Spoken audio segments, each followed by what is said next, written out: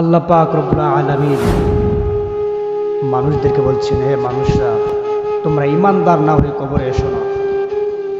কবরে আসবা, তোমাদের শাস্তি হবে, কষ্ট পাবা। কবরে তোমরা মাল ছামানা রেডি না করে তোমরা এসো না।